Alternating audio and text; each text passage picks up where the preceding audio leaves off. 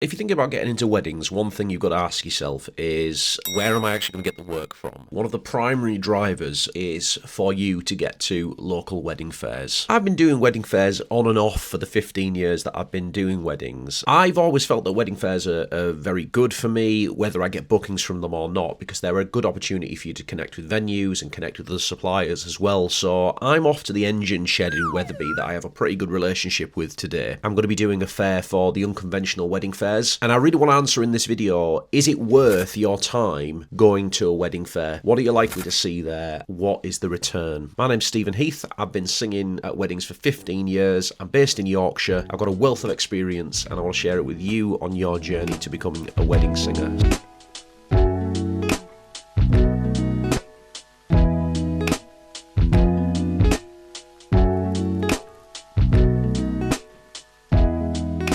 I've got with me Lily, who is the owner and proprietor of the Unconventional Wedding Fair. Lily, thank you very much for talking to me. All right. What is the value of a wedding fair for a supplier coming in, particularly for musicians?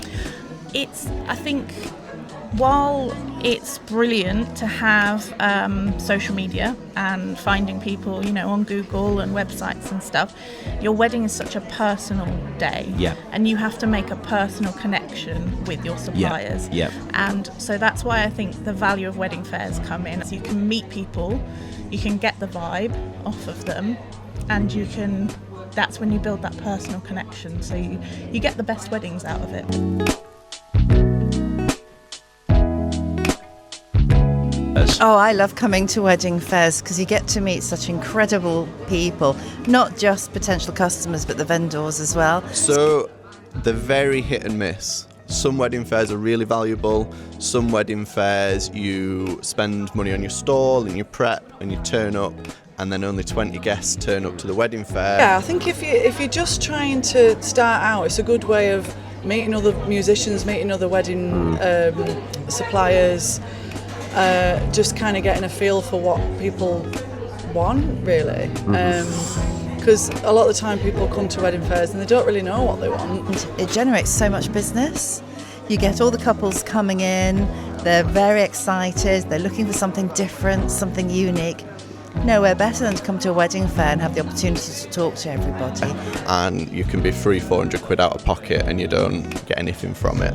I've had other wedding fairs where I've booked 14 couples from it. Wow. I've done like 3 a year. I've had like one booking on average from each one I've done. Now about an hour and 15 minutes into the wedding fair, and I've had a couple of very productive conversations with people. Most people at the beginning of their journey, so I have taken their details and I'll keep in touch with them, put them in my sales funnel. What percentage of your work would you say comes from wedding fairs? So it used to be at least 50%. Over the last year, I did about 8 or 9 wedding fairs, and I probably got 4 or 5 bookings, so maybe 10%. I'd say about 75% of it, to be quite honest. And so that you find them exceptional value for money? Totally, 100%. I would not do a wedding fair. Well, we are into the closing 15 minutes of this wedding fair, and I've had a number of very good conversations. The overwhelming majority of people don't have dates yet, so it's very much been a browsing thing, which is something that I've noticed a massive change in over the last couple of years.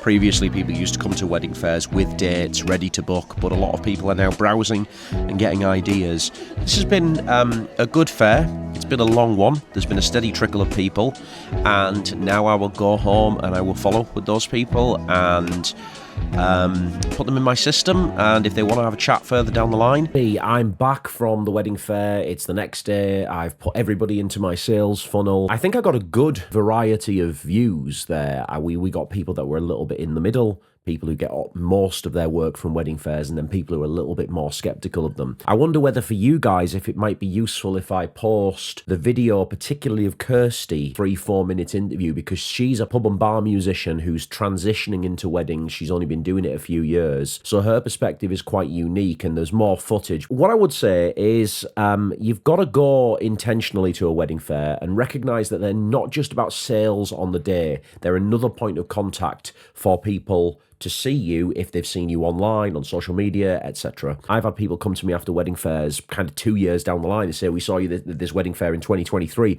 and now we're ready to book. So weddings are very long tail, long lead events, and it is all about the follow-up, because when couples get home, they're kind of overwhelmed. They've had a lot of information. Emails and WhatsApp messages will be flying in from all manner of suppliers. They need a little bit of time to get serious about it. So you've got to be very tight with your follow-up system, is what I would say. Let me know in the comments, do you think wedding fairs would be worth it for you on your journey into being a wedding musician? If you found this video useful, drop me a like, a subscribe, and hit the bell for notifications when I post a new video, and I'll see you next time. Thank you.